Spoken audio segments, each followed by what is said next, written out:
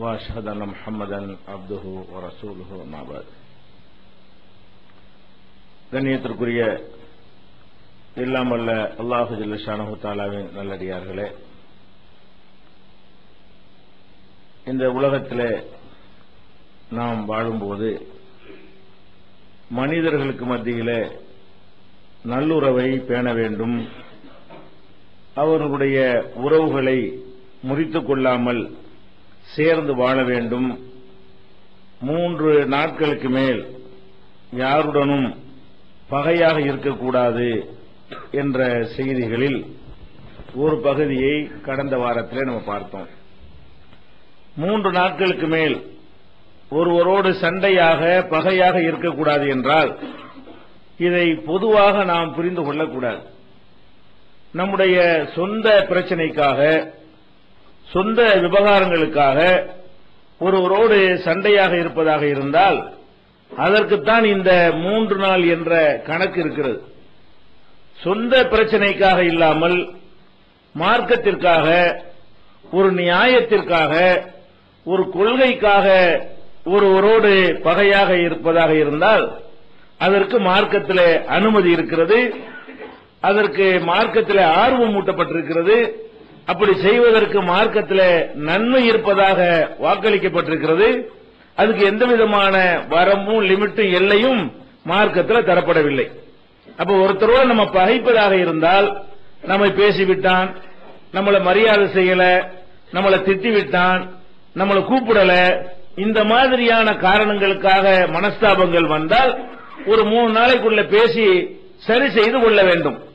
அதே நேரத்தில் ஒரு சத்தியத்துக்கு எதிராக ஒருவன் களமிறங்குகிறான், ஒரு தௌஹீதை ஒழிப்பதற்காகவே ஒருத்தன் கங்கணம் கட்டி செயல்படுகிறான், ஒரு அநியாயத்தை நிலைநாட்டுவதற்காக வேண்டிய அவன் பாடுபடுகிறான், அதனால் சமுதாயத்திற்கு பாதிப்பு ஏற்படுகிறது.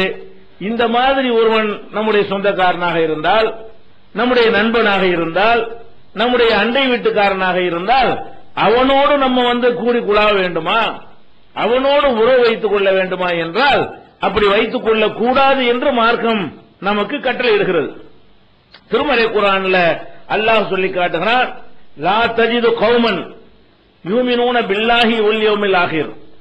அல்லாஹ்வையும் இறுதி நாளையும் நம்பக்கூடிய எந்த ஒரு சமுதாயமும் யுவாதூன மன் ஹாதல்லாஹ வ ரசூலஹு, அல்லாஹ்வுக்கும் ரசூலுக்கும் போட்டியாக பகையாக இருப்பார்களே அவர்களை நேசிக்கக்கூடியவர்களாக நீர் காண மாட்டீர்.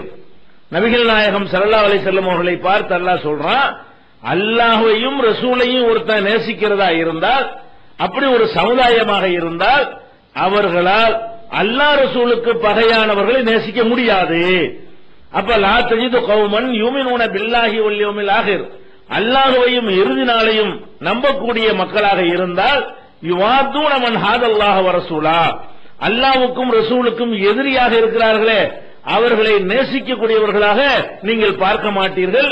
ஒலவுக்கானு ஆபாகும், அவர்கள் பெற்ற தந்தையராக இருந்தாலும் சரி, அவ் அபுனாகும், அவங்க பெற்ற பிள்ளைகளாக இருந்தாலும் சரி, அவ் இஹ்வானஹும், அவங்களுடைய உடன் பிறந்த சகோதரர்களாக இருந்தாலும் சரி, அவ் அஷீரத்தகும், அல்லது அவங்களுடைய குலம் கோத்திரத்தை சேர்ந்தவர்களாக இருந்தாலும் சரி, அவங்களோடு உறவாட மாட்டார்கள்.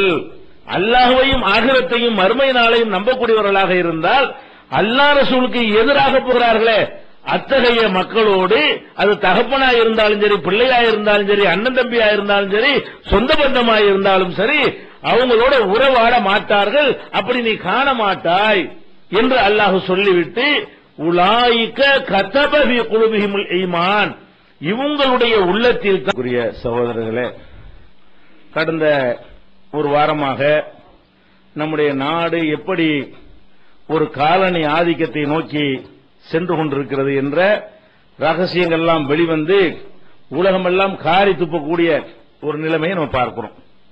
அமெரிக்காவுக்கு சாதகமாக 123 என்று சொல்லக்கூடிய அணுசக்தி ஒப்பந்தத்தை செய்து கொள்வதற்காக அப்போது ஆட்சியில் இருந்த, இதற்கு முன்னாள் பிரதமராக மன்மோகன் சிங் அவர்கள் இருக்கும் பொழுது ஒரு அமெரிக்காவோட ஒப்பந்தம் ஒன்று போடுகிறார்கள். அதுக்கு நாடாளுமன்றத்தில் தீர்மானம் வரும் பொழுது போதிய மெஜாரிட்டி இல்லை. அந்த மெஜாரிட்டி பெறுவதற்காக வேண்டி பல எம்பிகளுக்கும் லஞ்சம் கொடுத்து அமெரிக்காவுக்கு சப்போர்ட்டா நீ என்ன செய்யணும், ஓட்டு போடணும்னு சொல்லி லஞ்சம் கொடுத்ததாக அப்போது குற்றச்சாட்டு வந்துச்சு. இப்ப இந்த விக்கிலீக்ஸ்ங்கிற இணையதளம் அந்த லஞ்சம் கொடுத்ததற்கான ஆதாரத்தை வெளியிட்டு இருக்கிறது. லஞ்சம் கொடுத்துதான் அமெரிக்காவுக்கு சப்போர்ட்டா நம்ம நாட்டில் யாரை தேர்ந்தெடுத்து அனுப்புறோமோ இந்த நாடாளுமன்ற உறுப்பினர்கள்லாம் நம்ம நாட்டு மக்களுக்கு விசுவாசமா இல்லாம அமெரிக்காவுக்கு சப்போர்ட்டா நினைஞ்சிருக்காங்க, வாக்களித்திருக்கிறார்கள். இது பெரிய துரோகம். இவன் ஒரு பக்கம் பிஜேபிக்காரன் கத்துறான். அடுத்த நாள் அவன் ஒன்னு வெளியிடுறான். பிஜேபியை பத்தி என்ன வெளியிடுறான், இந்த பிஜேபி காரன் அமெரிக்காக்காரர்கிட்ட சொல்றான், நாங்க அரசியல் நடத்துறதுக்கு ஃபார்மாலிட்டிக்கு தான் எதிர்க்கிறோம், நாங்க ஆட்சிக்கு வந்தாலும் இது நாங்க சப்போர்ட் உங்களுக்கு பண்ணுவோம், இது அணுசக்தி ஒப்பந்தத்தை நாங்க முறிக்க மாட்டோம், நாங்க நாட்டில் அரசியல் நடத்துறதுக்காக நடிக்கிறோம் சொல்லி பேசணும். அந்த செய்தியும் வருகிறது. அப்ப எல்லாம் சேர்ந்து என்னவா இருக்காண்டா, இந்தியா காரனா இல்லாம இந்திய மக்களுக்கு நன்மை செய்யறவனா இல்லாம நம்ம நாட்டில் உள்ள ஆட்சியில் இருக்கக்கூடியவன் அடுத்த ஆட்சிக்கு வர துடிக்கக்கூடியவனு அமெரிக்காவுடைய கைக்கூலிகளாக இருக்கிறார்கள்.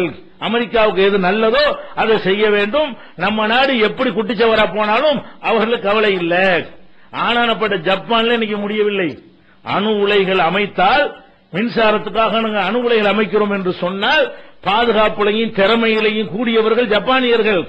அவங்களே இன்னைக்கு அணுசக்தி அந்த கதிர்வீச்சுக்கு பயந்து கொண்டு பல லட்சக்கணக்கான மக்களை ஊரை விட்டு வெளியேற்றி பல நாட்களாக போராடி இன்னமும் அந்த கதிர்வீச்சை சமாளிக்க முடியல என்று சொன்னா, இந்த மாதிரி ஒரு நாட்டில் கொண்டாந்து அணுசக்தியை அவன் அணு உலைகளை அமைத்து அது ஏதாவது வெடித்து சிதறிச்சுன்னு வைங்க, ஒரு செகண்ட்ல கோடி பேர் காலியாயிரும்.